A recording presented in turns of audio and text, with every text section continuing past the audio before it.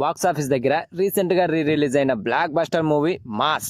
టాలీవుడ్ కే మన్మధుడైన కింగ్ నాగార్జున హీరోగా, చార్మి అండ్ జ్యోతిక హీరోయిన్ గా, కొరియోగ్రాఫర్ రాఘవ లారెన్స్ డైరెక్షన్ లో వచ్చిన ఈ మాస్ సినిమా అప్పట్లో ఎంత సంచలనం సృష్టించిందో ఇప్పుడు కూడా అదే రెస్పాన్స్ దక్కించుకుంది ఈ సినిమా. అంతకు మించి ఎక్కువ అన్నట్లు ఈసారి థియేటర్లు అయితే దద్దరిల్లిపోయాయి.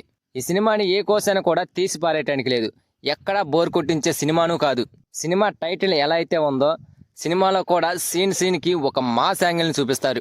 దీంతో అక్కినేని నాగార్జున గారి ఫ్యాన్స్ అయితే ఒక ఊపేశారు థియేటర్స్ ని. కింగ్ నాగార్జున బర్త్డే సందర్భంగా ఈ మాస్ సినిమాని 4K లో రిలీజ్ చేసిన సంగతి తెలిసిందే.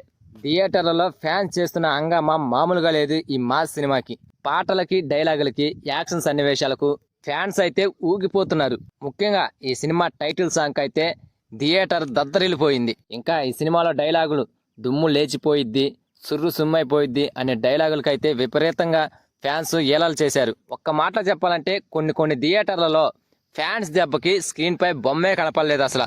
ఆ రేంజ్ లో రచ్చ చేశారంటే ఫ్యాన్స్.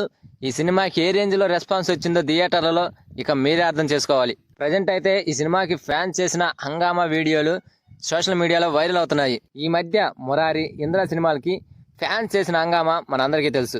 కానీ ఈ సినిమాకి చేసిన హంగామా మాత్రం వేరే లెవెల్ అని చెప్పాలి. సాధారణంగా మాస్ సాంగ్స్ కి అండ్ డైలాగులకి రచ్చ చేయడం మామూలే, కానీ ఒక సెంటిమెంట్ సీన్స్ లో రచ్చ చేయడం అది మామూలు విషయం కాదు. ఈ సినిమా విషయంలో కూడా అదే జరిగింది.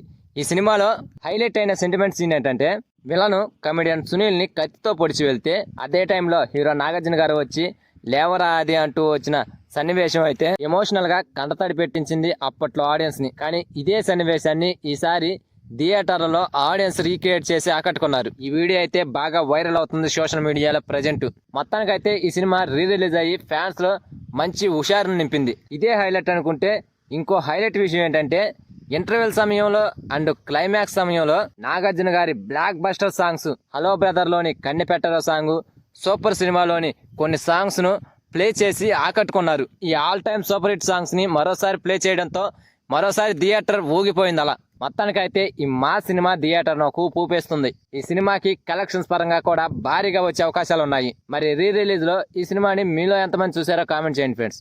అలాగే వీడియో కనుక నచ్చితే please guys like, share, subscribe ఏదో ఒకటి చేయండి ఫ్రెండ్స్ ప్లీజ్.